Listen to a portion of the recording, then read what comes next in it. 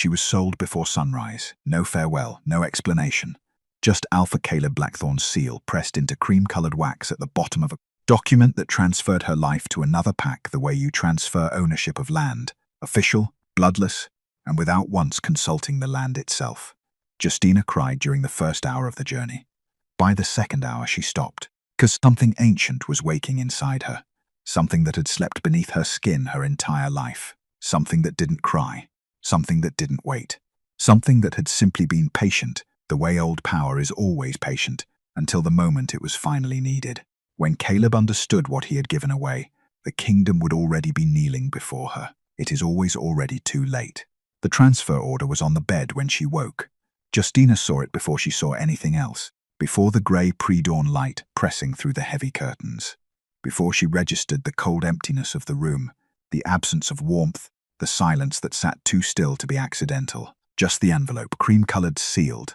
Her name written across the front in handwriting she didn't recognize. Her stomach dropped before her mind caught up. She sat up slowly, reached for it. Her fingers didn't shake. That surprised her later when she thought about it, that her hands had been so steady while everything else inside her was already coming apart. The way a body sometimes goes quiet right before it breaks, a last mercy, a final breath before the plunge. She broke the seal. Read it once, read it again.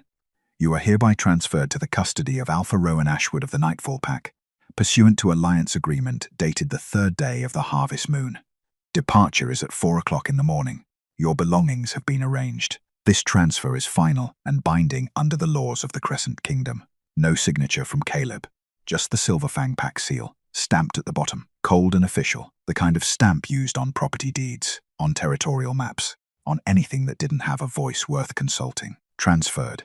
She turned the word over slowly in her mind, the way you turn a stone in a riverbed, looking for something softer underneath, something human, some evidence that the man who had pressed that seal into wax had paused, even for a single breath, and felt something. There was nothing softer underneath.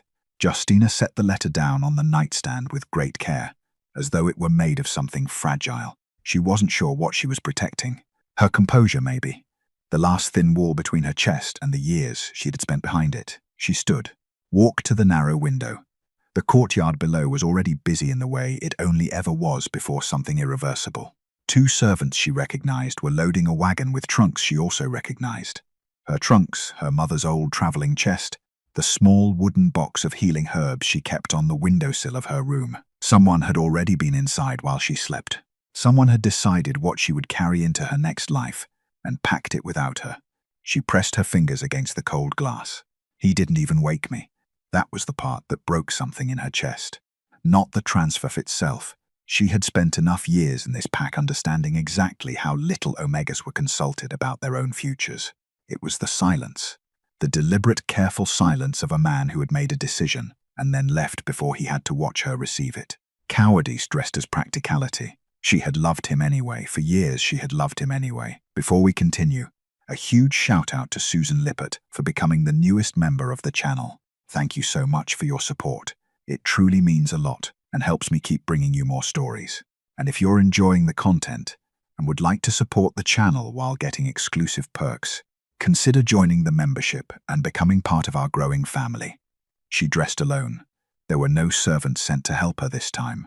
Perhaps Caleb had not that far ahead, or perhaps he had simply assumed she would manage. She had always managed. That was the problem with being the kind of woman who managed quietly. People eventually stopped noticing the weight of what you were carrying. She braided her red curls back from her face with steady hands and did not look at herself in the mirror when she was done. The hall outside her room was empty when she stepped into it, her small leather bag over one shoulder, her mother's box tucked beneath her arm. The stone floors were cold through the thin soles of her slippers. She had forgotten to pack her boots where she could reach them easily. A small, ridiculous thing to notice. She noticed it anyway. Caleb was waiting in the courtyard. She had not expected that. Something in her chest moved when she saw him, a reflex, old and embarrassing, the echo of every morning she had watched him cross this same courtyard and felt her heart do something foolish. She pressed it down. He looked like a man who had not slept. Dark circles beneath grey eyes. His jaw was set in that way he had when he'd already decided something and was daring the world to argue with him. He was wearing his alpha coat, the heavy black one with the silver clasps, as though the formality of it would make this easier. It didn't make it easier. Justina, her name in his mouth. Just that. Not "I'm sorry," not "I need you to understand." Just her name, clipped and careful, like a door being held barely open. She stopped a few feet from him. The wagon was directly behind her. She could feel the strangers waiting, two of Nightfall's men, standing quietly beside the horses, not looking at her the way Silverfang wolves weren't looking at her. All of them finding something else to study. The cobblestones, the torchlight, anything. "You could have told me yourself," she said. Caleb's jaw tightened. "I'm telling you now. You're not telling me anything." Her voice was quieter than she intended. "You're watching me leave." Something crossed his face. She had spent years learning to read him, learning the small shifts behind that carefully controlled expression, the places where the real Caleb lived when he wasn't being the alpha. For 1/2 second, something broke the surface. Then it was gone. "Don't make this harder than it has to be." Justina looked at him for a long moment.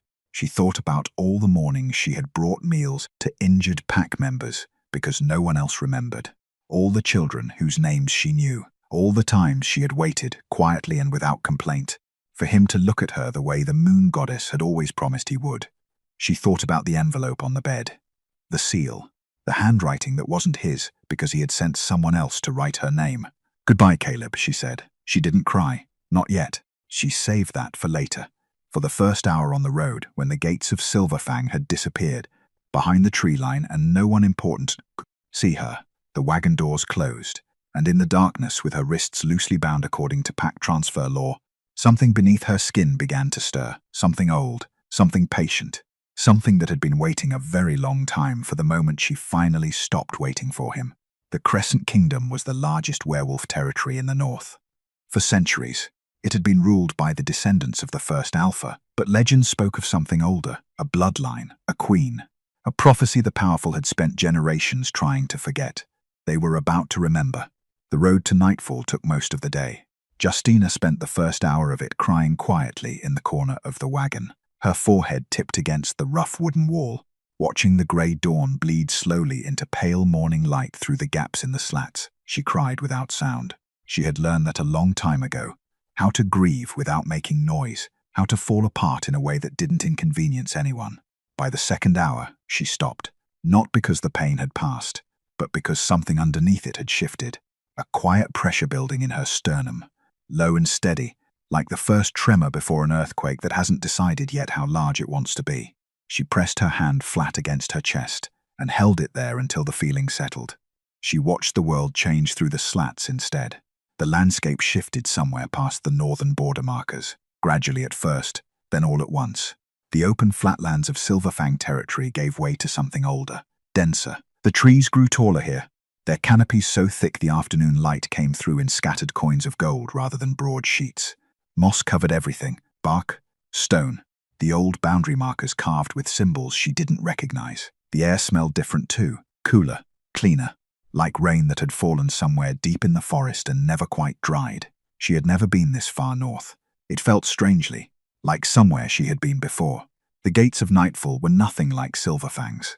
Silverfang's entrance was built to intimidate, high iron, sharp points, guards stationed at deliberate intervals to remind you exactly what kind of pack was watching you arrive. Power made visible, strength performed. Nightfall's gates were old stone, wide open and unguarded. Not because they were careless. She understood that immediately, the way you understand certain things without being told. The wolves she could see moving through the tree line on either side of the road were relaxed, unhurried, but they were there, watching without posturing, secure enough not to need the theater of it. The wagon rolled to a stop in a wide courtyard ringed by lanterns that were already lit against the coming dusk. Stone buildings, warm light in the windows. Somewhere nearby, she could hear children. She hadn't expected children. The wagon door opened from the outside. Justina Voss. She stepped down onto the cobblestones and looked up. Alpha Rowan Ashwood was not what she had prepared herself for. She had prepared herself for someone like Caleb, commanding, controlled, the particular kind of handsome that comes packaged with the absolute certainty that the room belongs to you. She had prepared herself to be assessed, evaluated, filed away into whatever category an alpha of a rival pack assigned to an omega he had just acquired through a debt agreement. Rowan Ashwood was watching her with an expression she couldn't immediately name. Not appraisal, not possession, something quieter than either of those. He was tall, broad-shouldered, dressed plainly for an alpha. Dark coat, no ceremonial markings, no deliberate display of rank. His eyes were the color of deep forest shadow, steady in the way that very calm people are steady, the kind of stillness that comes from having nothing to prove. He didn't smile the way powerful men smile at people they've just acquired. He just looked at her, really looked, the way almost no one in Silverfang ever had, and said simply, "You've had a long journey. Come inside." He didn't ask her about the transfer, didn't reference the agreement, didn't explain the terms or outline her role or make clear in a dozen small, efficient ways that she now belonged to him. He showed her through a corridor lit with iron sconces, pointed out the dining hall, the healer's quarters. "I understand you have some training there," he said, without making it sound like a credential he was cataloguing, and stopped in front of a heavy wooden door near the east wing. He reached into his coat pocket and held something out to her, a key, small silver worn smooth at the bow from years of handling. She stared at it. "Your room," he said. Justina looked up at him. "Mine. Every person deserves a place that's theirs," he said it simply. Without days became weeks without Justina noticing. That was the strangest part. In Silverfang, she had always been aware of time, measuring it in small, careful increments, tracking how long since Caleb had spoken to her, how many days since he had looked at her with anything resembling warmth. Time in Silverfang had been something to endure. Here, it simply passed. The healer's quarters became her anchor. Nightfall's head healer, an older woman named Sarah, with silver-streaked hair and the efficient, unsentimental manner of someone who had seen everything twice, had accepted Justina's offer of help with a single appraising look and a nod that communicated both "you'll do" and "don't get in my way" simultaneously.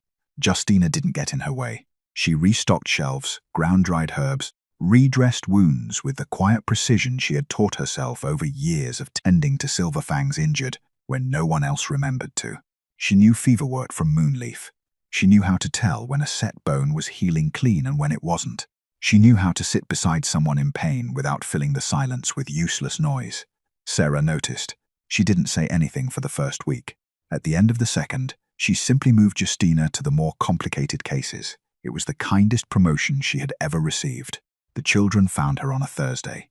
A small girl with mud on her knees, and 2 missing front teeth appeared in the healer's doorway, while Justina was cataloguing a shelf of tinctures, announced that she had a splinter, and held up her palm with the grave authority of someone presenting evidence in a trial. Justina removed it. The girl left. She came back the next day with 2 friends and a scraped elbow between them. By the end of the month, there were usually 3 or 4 children somewhere nearby, orbiting her the way children orbit people who remember their names and ask them questions and actually listen to the answers. She had always been good with children. She was only now beginning to understand that it was because she had never made them feel invisible. Rowan found her in the herb garden on a Tuesday evening, on her knees in the dirt, frowning at a row of silver root that had bolted too early in the unseasonal warmth. He crouched beside her without being asked and studied the plants with the focused attention he brought to most things. Unhurried, genuinely interested. "The soil's too dry on this side," he said. "The drainage from the east wall pulls moisture away from the bed." She looked at him. "You know silver root? My mother grew it." He pulled one of the bolted stems gently, examined the root. She used it for headaches. Swore it worked better than anything Sarah ever made, though she was careful never to say that within earshot. Justina laughed before she meant to, a small surprise sound. Rowan glanced at her sideways, and something in his expression softened almost imperceptibly. They moved the bed together that evening, working in companionable near silence while the light dropped through the trees in long amber shafts. He passed her tools without being asked. She told him which plants could be saved and which couldn't. At some point, the conversation wandered from silverroot to the old growing traditions of the northern packs, and from there, somehow, to whether the Crescent Kingdom's harvest festivals had ever been as large as the old records claimed. "They say the Moon Temple used to host the whole kingdom," Rowan said, brushing soil from his hands. "Every pack, every bloodline, all of them gathered under one roof. What happened to it?" He was quiet for a moment. "The histories don't agree. Some say it fell into disuse when the old bloodlines died out. Some say it was deliberate, that certain alphas found it inconvenient to have a place where power didn't belong to the strongest wolf in the room." Justina looked at the crescent pendant resting against her collarbone. She had worn it since childhood, her mother's. She had never known why she couldn't bring herself to leave it behind when she packed. She didn't say any of that. It sounds like something worth remembering, she said instead. Rowan looked at her. Yes, he said. It does. 300 miles south, the Silver Fang pack house was quiet in a way it hadn't been before. Caleb noticed it the way you notice a sound that has stopped, not immediately, but in the accumulation of small absences. The healer's shelf was low and nobody had restocked it. A child had scraped his knee in the courtyard and stood there looking around, uncertain who to go to. The morning meal had been prepared, but nobody had remembered to check whether the youngest betas had eaten. Small things. Invisible things. The kind of things that only became visible once they were gone. He told himself it was a management issue. He assigned tasks. He delegated. He sat in his study with the alliance document spread before him and the quiet pressing in from every wall, and told himself the pack was stable now. The debt was serviced. The border disputes were cooling. He had made the right decision. He almost believed it. He didn't think about her. He was very deliberate about not thinking about her. The fire pit that evening had drawn half the pack into the central yard. Someone had brought out a battered string instrument. Someone else had produced a skin of dark wine, and the general mood was the loose, unhurried ease of people who felt safe enough to simply exist together without agenda. Justina sat near the outer edge of the circle. Rowan appeared beside her at some point and lowered himself onto the log bench without ceremony, close enough to share warmth from the fire. He said something low and terrible about the string player's tuning. She buried her face in her hands and laughed, not politely, not carefully. The real kind. The kind that comes from somewhere unguarded and doesn't ask permission first. It startled her. The sound of her own joy, unmonitored, free. When she looked up, Rowan was watching the fire with an expression she was only beginning to learn how to read. Quiet, careful, like a man storing something away for safekeeping. Neither of them spoke about it. Neither of them stopped thinking about it. She found it on a morning when the fog hadn't lifted by noon. She hadn't been looking for it. That was the part she would struggle to explain later.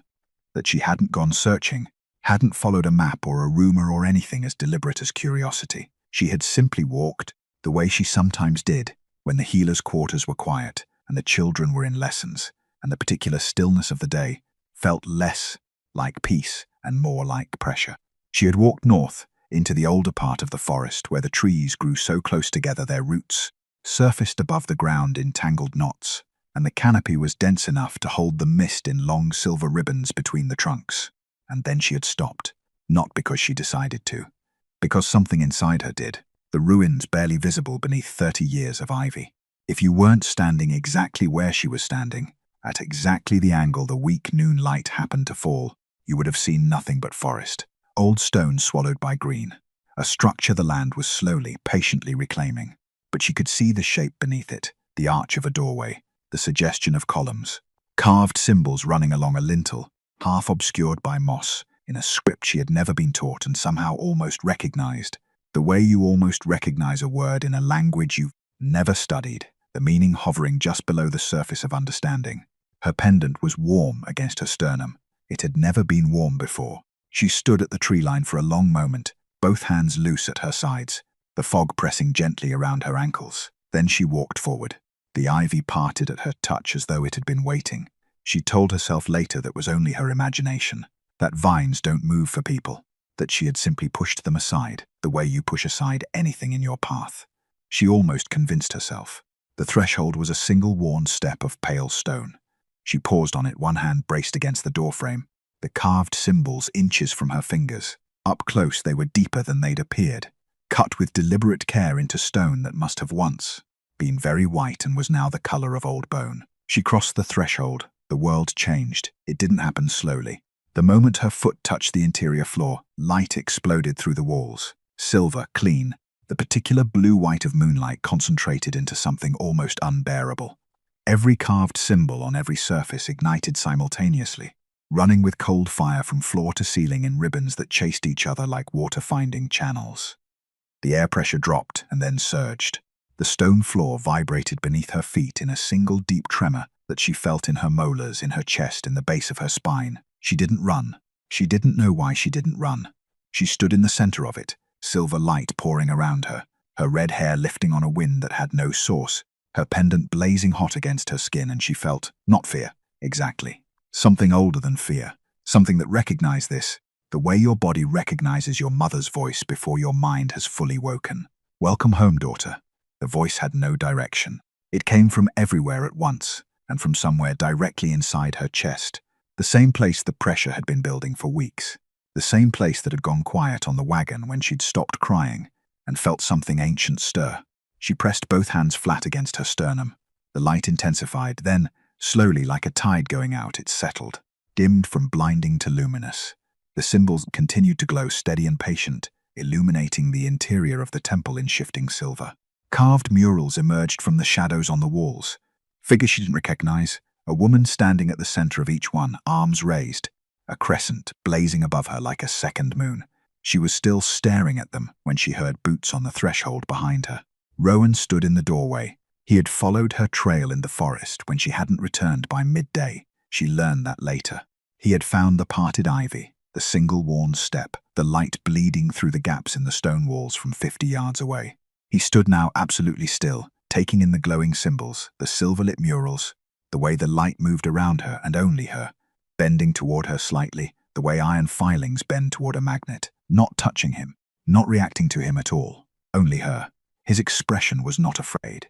It was the expression of a man watching something he has no framework for and choosing very deliberately to stay anyway. Justina, quiet, careful, are you all right? I don't know, she said honestly. He stepped inside. The symbols didn't respond. The light didn't shift. The temple acknowledged him the way it might acknowledge furniture, neutrally, without interest. He came to stand beside her and looked up at the murals, at the woman at the center of each one, at the crescent above her head. Neither of them spoke for a long moment. Then Rowan said very quietly, "There are records in the pack archive, old ones." He paused. "I always thought they were mythology." "What kind of records?" He looked at her pendant, at the crescent on its face, at the way the temple light seemed to recognize it. "A prophecy," he said, "about a bloodline the kingdom forgot, about a woman the moon goddess marked as her own." Justina looked down at her hands. On her left palm, where there had been nothing that morning, a crescent mark blazed silver against her skin. It was still glowing. The archive smelled of beeswax and old leather, and something underneath both of those things that Justina couldn't name, something mineral, like stone after rain, like the inside of the temple itself. Rowan had sent for the elders before they'd even left the forest.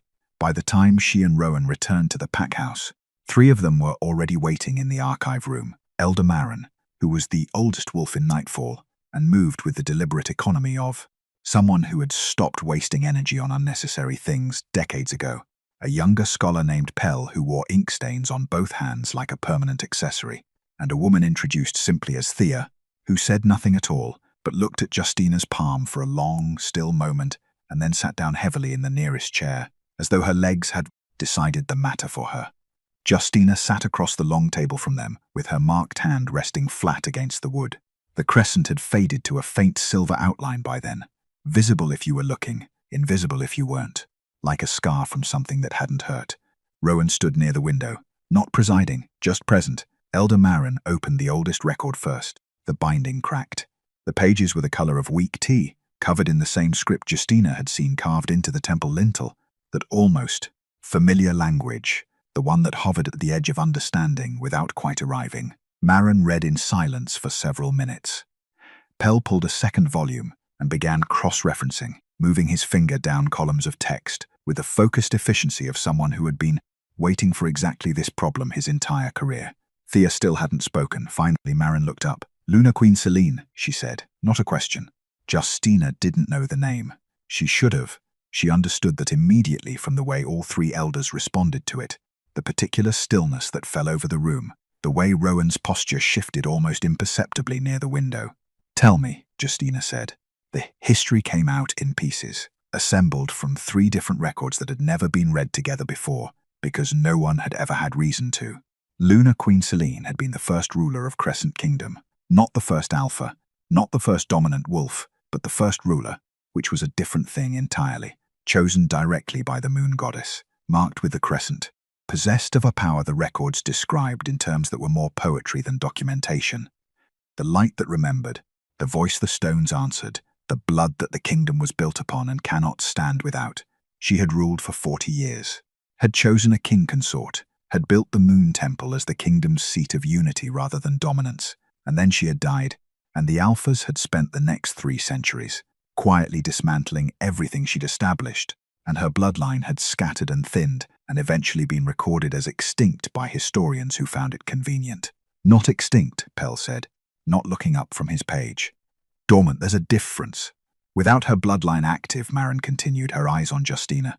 No alpha can hold legitimate royal authority over the whole kingdom. They can rule their own packs. They can form alliances. But the ancient law is clear. She set one finger on the text. The throne of Crescent Kingdom belongs to the blood of Selene. Every claim made without it has been technically provisional. The silence that followed was the kind that rearranges things. Every alpha in the kingdom, Rowan said carefully from the window, has been ruling on a provisional claim for 300 years. Yes, Marin said. And the moment word of this spreads, it will already be spreading, Thea said. It was the first thing she had said. Her voice was low and very level. The temple woke Rowan. Half the northern forest saw the light. These things don't stay quiet.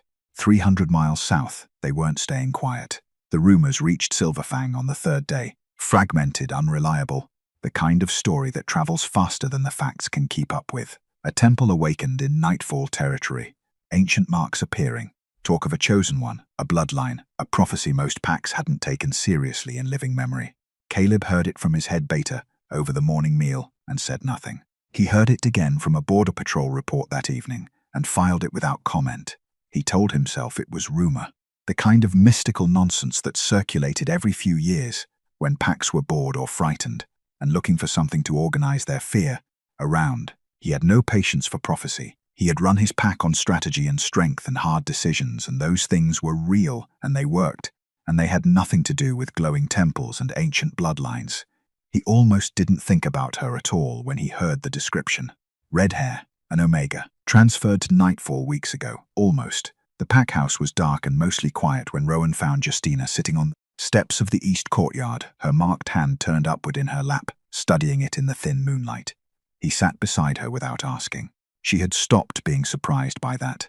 The way he arrived beside her without announcement and without expectation, as though proximity to her was simply somewhere he found himself. "Are you frightened?" he asked. She considered it honestly. "I don't know what I am." "That seems reasonable." "Does it? You found out tonight that you carry the blood of the woman who built a kingdom." He paused. "I think not knowing what you are is the only sane response." She almost smiled. "What do you think it means? For me, not for the kingdom." Rowan was quiet for a long moment. In the moonlight, his expression was unguarded in the way it sometimes was late at night, when the alpha composure loosened slightly at the edges. "I think," he said slowly, "that it means everything people failed to see in you was real, that it was always real." He stopped. There was more. She could feel it, the shape of something unfinished in the air between them. He didn't say it. Instead, he looked up at the moon, and she looked at her palm, and the unspoken thing settled quietly between them like something that had decided it could wait. It couldn't wait much longer. The first alpha arrived on a Tuesday. He came alone, without retinue, without the ceremonial escort that pack protocol demanded for cross-territory visits. He was old, older than most wolves ever got, his hair fully white, his face carrying the particular weathered calm of someone who had stopped being surprised by most things. He arrived at Nightfall's open gates on foot, gave his name to the border wolves, and asked very quietly to be taken to her. Rowan received him in the main hall. The old alpha looked at Justina across the room, and then he did something no alpha in living memory had done voluntarily, without political pressure or formal ceremony, or the particular calculation of men performing submission for an audience. He knelt, just that. No speech, no declaration. His old knees on the stone floor and his white head bowed, and the absolute silence of a man who had been waiting a very long time to do exactly this.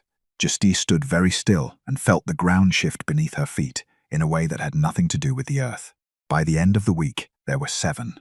They came from different directions, different territories, different bloodlines with different histories and different reasons for making the journey north. Some were old, like the first. Some were not. What they shared was the same quality of certainty, the way they looked at her mark, at the temple burning softly in the forest, at the ancient symbols that had not dimmed since the day she crossed the threshold, and recognized something their grandparents' grandparents had only ever described in stories told close to fires. The temple guardians arrived on the 5th day. Justina hadn't known there were still temple guardians. Apparently neither had most of Nightfall. They were a small, silent order that had spent 3 centuries maintaining their vigil in the deep north, on the understanding that one day the vigil would mean something again. They wore grey. They bowed as a unit. Their eldest pressed 2 fingers to Justina's marked palm with the reverent efficiency of someone completing a task they had been specifically designed for. "The chosen is found," she said to no one in particular, and everyone at once. After that, the news stopped being a rumor. Caleb left Silverfang on a moonless night, alone. He told no one where he was going. Left his beater a vague directive about border patrol rotations that would hold things together for 3 days without raising questions. Took the northern road at a pace that was less travel and more controlled anger. 'Cause that was what this was. Anger, not worry. Certainly not the particular hollow unease that had been sitting in his sternum since the rumors started, and he had not thought about her. Had deliberately and repeatedly not thought about her, and kept failing. He was going to expose it. That was what he told himself the entire ride north. Someone was running a fraud. Someone had found a woman with red hair and a convenient birthmark, and was using her to destabilize kingdom politics, to manufacture a claim, to turn a transferred Omega into a political weapon against the packs that held actual power. It was sophisticated, he could admit that. But he had built Silverfang's dominance on seeing through sophisticated things. And he would see through this, and then he would go home. He crossed into nightfall territory at dusk on the second day. He smelled the temple before he saw it. He had expected something he could dismiss. He had expected, if he was honest, to find something small, a modest ruin with some torches arranged for effect, a staged performance for credulous old wolves who wanted to believe in something. He had expected the kind of theatre that collapses the moment someone walks in without reverence and simply looks. The light through the trees was visible from half a mile away, not torchlight, not firelight, something colder and more constant, the blue-white of concentrated moonlight, pouring through the gaps in ancient stone as though the structure itself had been filled with it. He stopped his horse at the tree line. In the clearing before the temple, a gathering had formed, 24 wolves at least, spread in a loose half-circle, their attention directed toward the temple steps. Some standing, some already kneeling. An old female wolf he recognized from the southern territories, who had held her pack for 40 years and bent her head for no one in that entire time, was on one knee with her eyes closed. On the temple steps, surrounded by soft silver light that moved with her rather than simply illuminating her, stood Justina. She was wearing plain dark clothing. Her red hair was loose. She wasn't performing anything, wasn't addressing the crowd, wasn't holding a ceremonial position. She was listening to something the temple guardian beside her was saying, her head slightly bent, her expression carrying that quality of careful attention he had watched her give to injured wolves and small children, and anyone who spoke to her as though their words had weight. She had always listened like that. He had never once taken advantage of it. Beside her, not in front, not behind, not at the correct ceremonial distance that protocol prescribed between an alpha and someone under his protection, stood Rowan Ashwood. Beside her, exactly equal. The sight did something to Caleb's chest that he had no adequate word for. Not jealousy, deeper than jealousy. The specific devastation of watching someone be treated the way they deserve to be treated, and understanding, with the full weight of the comparison, that you were the reason they had never had it before. The mark on her palm caught the temple light and blazed. Real, undeniable, not theatre. He had sold his fated mate. He had sold his future queen. He had sold the only legitimate claim to the throne of Crescent Kingdom, signed it away before sunrise without saying goodbye, and ridden home certain he had made the right decision. He sat on his horse at the tree line for a long time. Around him the forest was very quiet, and for the first time in his life, Alpha Caleb Blackthorne had absolutely nothing to tell himself. He came back 3 weeks later, alone. No warriors at his back, no beta escort, no ceremonial colors or alpha markings. Just a man on a tired horse arriving at Nightfall's open gates in the grey mid-morning light, looking like someone who had not slept well in a very long time. The border wolves recognized him. Word reached Rowan before Caleb had dismounted. Rowan came to Justina's room himself, knocked once. When she opened the door, he looked at her with that steady, unhurried attention of his and said, simply, "Caleb Blackthorne is at the gate. You don't have to see him. That is not a courtesy, it is a fact. Say the word and I'll send him back." Justina was quiet for a moment. "No," she said, "I'll see him." Rowan nodded. He didn't ask if she was certain, didn't offer to stand nearby, didn't suggest she might want someone with her. He trusted her to know her own mind, the way he always had, and that trust steadied her more than any reassurance would have. "The temple courtyard," she said, "not inside." Caleb was waiting when she arrived. He looked older than she remembered. Not dramatically, not years in the space of weeks, but in the particular way that guilt ages people when they stop running from it and finally stand still. His jaw was unshaven. His coat was the plain traveling one, not the ceremonial black. He held nothing. His hands were simply at his sides, empty, and that emptiness felt deliberate, like a man who had consciously put everything down before walking through the door. He looked at her, and something moved through his expression that she had spent years hoping to see and no longer needed. Justina, Caleb. The space between them was perhaps 10 feet of pale morning light and about 3 years of accumulated silence. He spoke first. "You look," he stopped himself. Started again. "You're well, I am, the mark." His eyes moved to her left hand, where the crescent rested in its faint silver outline. "I saw it, at the temple." He paused. "I came to see it myself because I needed to was." "Real," she said. "You can say it." "Real," he repeated. The words seemed to cost him something. She waited. "I made a mistake." The words came out flat, like something he had rehearsed until the rehearsal was all that was left. He seemed to know that because he stopped and looked away, and when he looked back, something rawer had replaced the prepared version. I know that's not enough.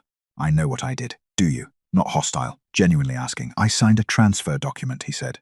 "I used pack law to move you like you were something I owned. I didn't say goodbye because I couldn't look at you while I did it. And I told myself that made me practical instead of a coward." His voice tightened. "I told myself you were the thing I could afford to lose." The words landed in the space between them with the particular weight of true things stated too late. Justina absorbed them. She noticed, with some distant interest, that they didn't break anything.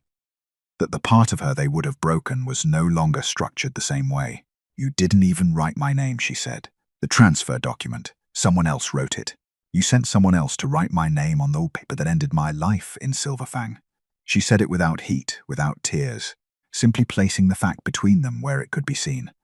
"I used to think the worst part was that you didn't choose me. Then I thought the worst part was that you didn't say goodbye.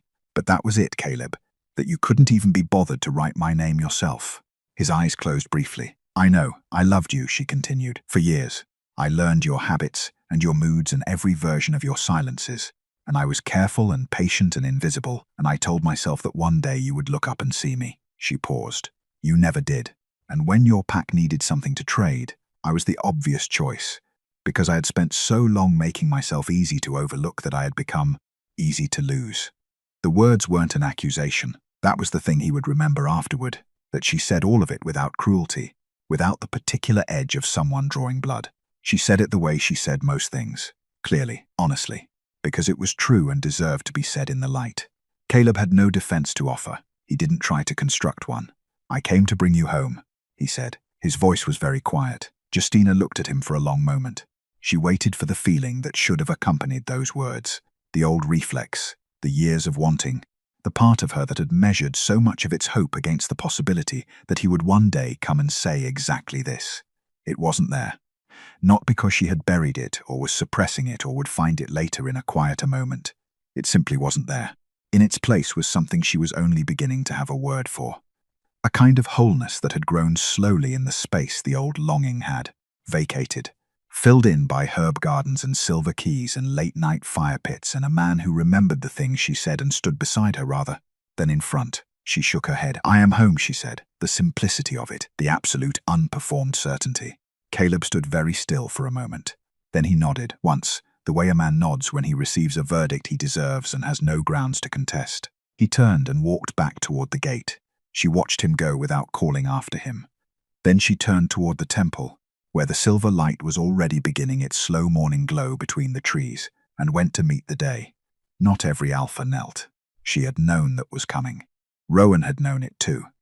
She could tell by the way he had begun holding his morning briefings differently in the weeks. After Caleb's visit, the quiet efficiency with which he repositioned Nightfall's senior wolves without ever making it look like preparation for conflict. He was good at that, readying things without alarming them. 3 alphas from the Central Territories arrived together, which was itself a statement. They were younger than the ones who had knelt, powerful, politically aligned, and deeply invested in a kingdom structure that had rewarded them handsomely for 3 centuries. They requested a formal audience. Rowan granted it. They sat across the long table in the main hall and made their case with the polished confidence of men who had decided the outcome before entering the room. The prophecy was mythology. The mark was unverifiable. The bloodline claim was convenient, suspiciously convenient, they noted, for a pack that had recently acquired an unclaimed Omega through a debt transfer and might benefit considerably from elevating her to a throne. No offense intended to anyone present. This was simply the kind of scrutiny any legitimate claim required.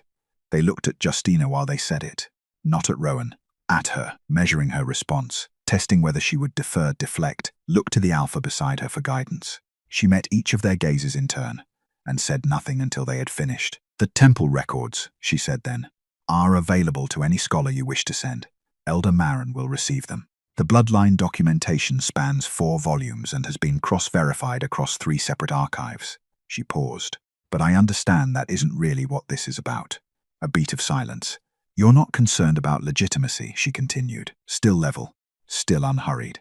"You're concerned about what legitimacy means for the authority you currently hold." She let that sit for a moment. "Those are different problems. I'm willing to discuss the second one. I'm not willing to manufacture doubt about the first one to make the second one more comfortable." The 3 alphas exchanged a look. The oldest of them leaned forward. "The ancient law requires a trial. If the bloodline is genuine, the heir completes the temple's test." His tone was calibrated, not quite a challenge, not quite an invitation. "Surely a legitimate claimant has nothing to fear from verification." "No," Justina said, "she doesn't." The trial was set for the following morning. She didn't sleep much. Not from fear. She examined the feeling carefully in the dark of her room and found that what she had wasn't fear, but the particular heightened clarity of someone approaching something definitive. A threshold. The last one. Rowan knocked at midnight. She opened the door and he held up 2 cups of something warm. Tea, the kind Sarah made for sleeplessness, with the slightly self-conscious air of a man who had decided to do something and was now slightly uncertain about the execution. She stepped aside to let him in. They sat in the 2 chairs by the window, the way they had sat beside fires and in herb gardens and on courtyard steps, companionably, without agenda. Close enough that the warmth between them was mutual and neither of them pretended otherwise. "Are you afraid?" he asked. "No." She turned the cup in her hands.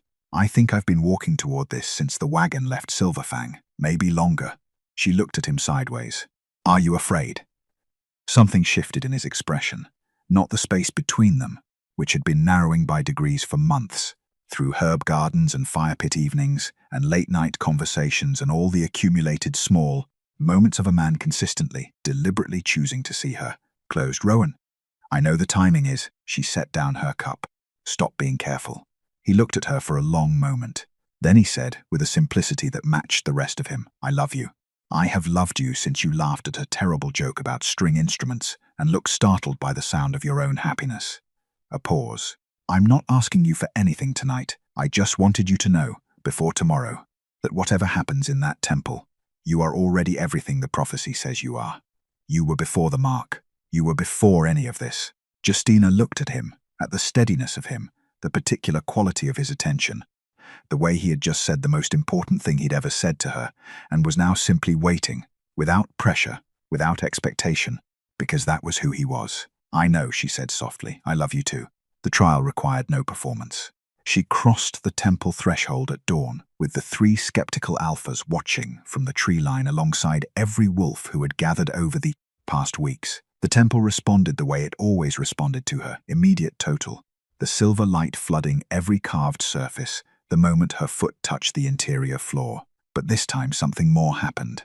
At the center of the temple floor, a circle of ancient symbols she had never seen active before ignited in sequence, one by one, a slow spiral of cold fire moving inward toward the center.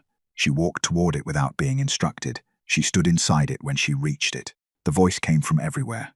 Not words this time, just light, a pulse of it, silver-white, that moved outward from her in a wave that rolled through the walls and the stone and out into the forest and kept going. And every wolf present felt it pass through them like a held breath finally released. When it cleared, the crescent on her palm was blazing. Above her head, suspended in silver light, a crown of woven moonstone had assembled itself from nothing. Outside, she heard the sound of knees meeting earth. She looked across the temple at Rowan, standing in the doorway where the light touched him at its edges. He smiled. Not the smile of a man watching power consolidate, the smile of a man watching someone he loves finally receive what they were always owed. She walked toward him, and the crown came with her, and the kingdom outside was already kneeling. The great assembly had not been called in 300 years. The valley below the Moon Temple had been chosen for it, wide enough to hold thousands, ringed by old-growth forest on three sides, the temple itself visible on the rise above like a second dawn. Packs arrived over the course of 3 days, setting their banners in the earth alongside rivals they had spent generations measuring themselves against. There was tension in it, and history, and the particular strange electricity of people who have been handed an occasion larger than their grievances and are deciding slowly whether to rise to it. By the morning of the assembly, the valley was full. Justina stood at the temple's upper threshold and looked down at it, at the banners and the fires and the thousands of wolves gathered in the early light, and felt something she couldn't immediately name. Not fear, not the performance of courage that she had seen powerful men wear at moments. Like this, that particular set of the jaw that announced, "I am not afraid," to anyone watching.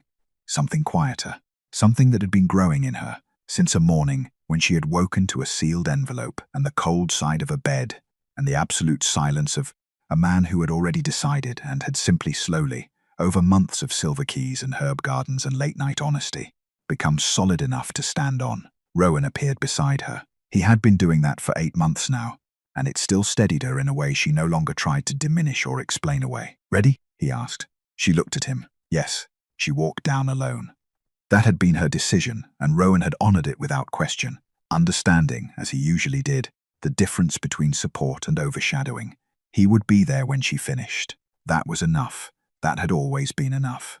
The crowd parted as she came through it, not with the performed deference of people managing a powerful stranger, with something older and less calculated, a reflex, like the way you step back from the edge of something that commands your attention without demanding it. She climbed the assembly stone at the valley's center. The valley went quiet. She didn't speak like a queen reclaiming a throne. She spoke like herself, clearly, without theater, in the same voice she used when she sat beside someone in pain and told them the truth about what was happening and what came next. "I am not here to take power from you," she said. The valley's acoustics carried it without effort, the way her temple carried her voice, as though the land itself had been built for this frequency. "I am not here to replace one set of dominance with another and call it restoration. The kingdom does not need another ruler who measures worth by strength and silence, and the willingness to sacrifice whoever is easiest to lose."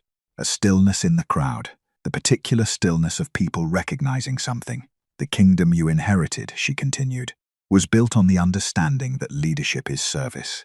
That authority is borrowed from the people who consent to it, and returned to them in the form of safety and dignity and the right to choose their own lives." She paused.